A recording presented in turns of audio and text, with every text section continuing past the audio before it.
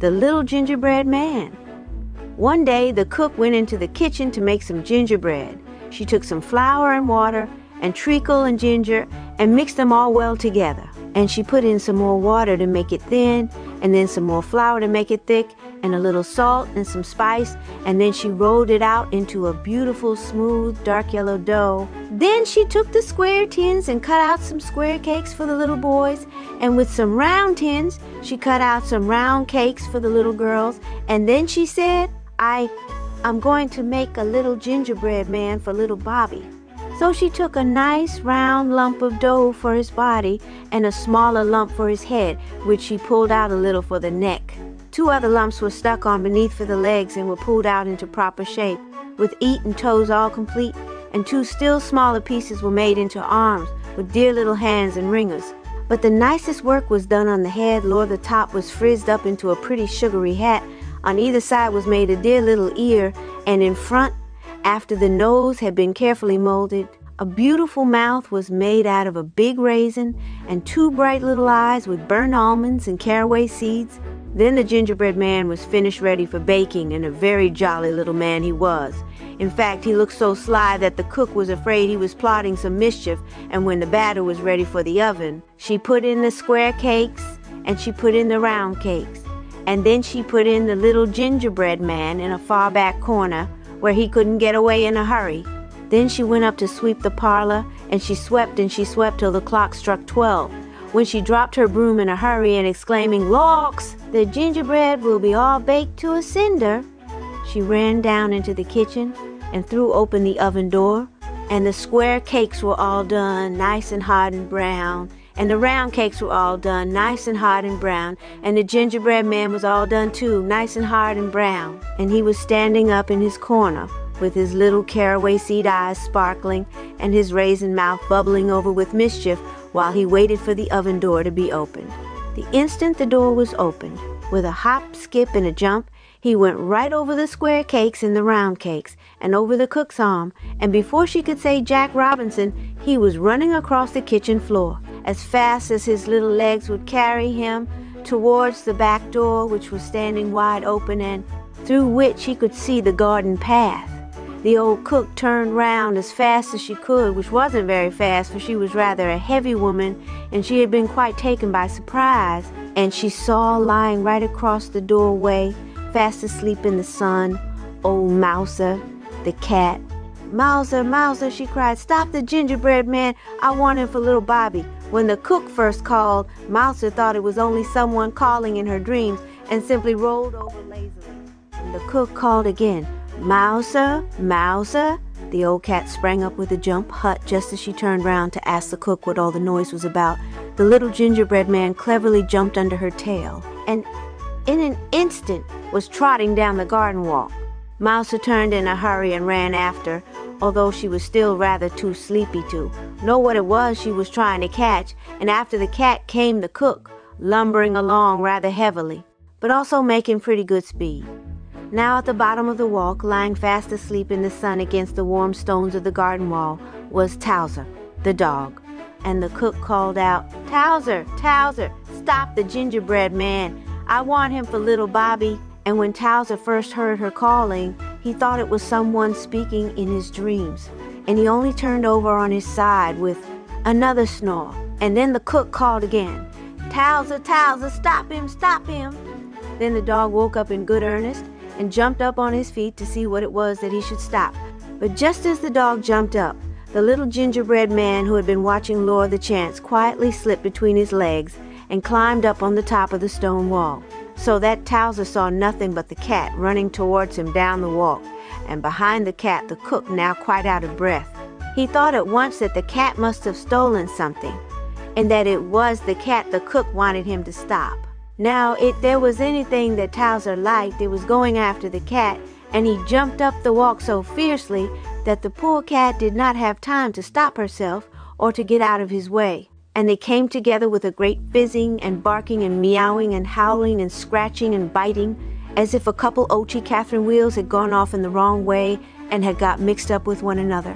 But the old cook had been running so hard that she was not able to stop herself any better than the cat had done, and she fell right on top of the mixed-up dog and cat, so that all rolled over on the walk in a heap together. And the cat scratched whichever came nearest, whether it was a piece of the dog or of the cook, and the dog bit at whatever came nearest, whether it was a piece of the cat or of the cook, so that the poor cook was badly pummeled on both sides.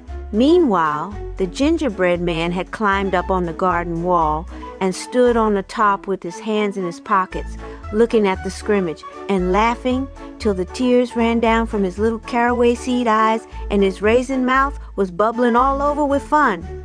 After a little while, the cat managed to pull herself out from under the cook and the dog, and a very cast down and crumpled up looking cat she was. She had had enough of hunting gingerbread men, and she crept back to the kitchen to repair damages. The dog, who was very cross because his face had been badly scratched, let go of the cook, and at last, catching sight of the gingerbread man, made a bolt for the garden wall. The cook picked herself up, and although her lace was also badly scratched and her dress was torn, she was determined to see the end of the chase, and she followed after the dog, though this time more slowly. When the gingerbread man saw the dog coming, he jumped down on the farther side of the wall and began running across the field. Now in the middle of the field was a tree, and at the foot of the tree was lying Jocko the monkey. He wasn't asleep, monkeys never are. And when he saw the little man running across the field and heard the cook calling, "Jocko, Jocko, stop the gingerbread man," he at once gave one big jump. But he jumped so fast and so far that he went right-eye over the gingerbread man, and as luck would have it, he came down on the back of Towser, the dog who had just scrambled over the wall, and whom he had not before noticed. Towser was naturally taken by surprise, but he turned his head around and promptly bit off the end of the monkey's tail, and Jocko quickly jumped off again, chattering his indignation. Meanwhile, the gingerbread man had got to the bottom of the tree and was saying to himself, "Now, I know the dog can't climb a tree, and I don't believe the old cook can climb a tree. And as for the monkey one, I'm not sure. Lord, I've never seen a monkey before, but I'm going up." So he pulled himself up, hand over hand, until he had got to the topmost branch. But the monkey had jumped with one spring onto the lowest branch, and in an instant he also was at the top of the tree. The gingerbread man crawled out to the farthermost end of the branch and hung by one hand, but the monkey swung himself under the branch, and stretching out his long arm, he pulled the gingerbread man in. Then he held him up and looked at him so hungrily that the little raisin mouth began to pucker down at the corners, and the caraway seed eyes rilled with tears. And then what do you think happened? Why, little Bob himself came running up. He had been taking his noonday nap upstairs, and in his dreams it seemed as if he kept hearing people call little Bobby, "Little Bobby," until finally he jumped up with a start and was so sure that someone was calling him that he ran downstairs without even waiting to put on his shoes. As he came down, he could see through the window in the held hayon the garden, the cook, and the dog, and the monkey, and could even hear the hawking of Towser and the chattering of Jocko. He scampered down the walk with his little bare feet pattering against the warm gravel, climbed over the wall, and in a few seconds arrived under the tree, just as Jocko was holding up the poor little gingerbread man. "Drop it, Jocko!" cried Bobby, and drop it Jocko did, for he always had to mind Bobby. He dropped it so straight that the gingerbread man fell riggant into Bobby's apron. Then Bobby held him up and looked at him, and the little raisin mouth puckered down lower than ever, and the tears ran right out of the caraway seed eyes. But Bobby was too hungry to mind gingerbread tears, and he gave one big bite and swallowed down both legs and a piece of the body. "Oh," said the gingerbread man, "I'm 1/3 gone." Bobby gave a second bite and swallowed the rest of the body and the arms. "Oh," said the gingerbread man, "I'm 2/3 gone." Bobby gave a third bite and gulped down the head. "Oh," said the gingerbread man, "I am all gone." And so he was, and that is the end of the story. The Crumb Trail chronicles the fellowship of the bake. For years, the legend of the gingerbread man had been a tale of daring escape and inevitable demise. But in a world where the flour was alive and the sugar held secrets, the tale was far from over.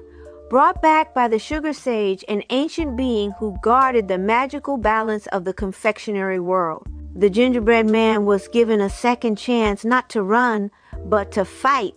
A flour phantom, a dark sorcerer risen from the cursed ovens of yore, has stolen the Book of Bakes, a powerful artifact said to hold the secrets of creation.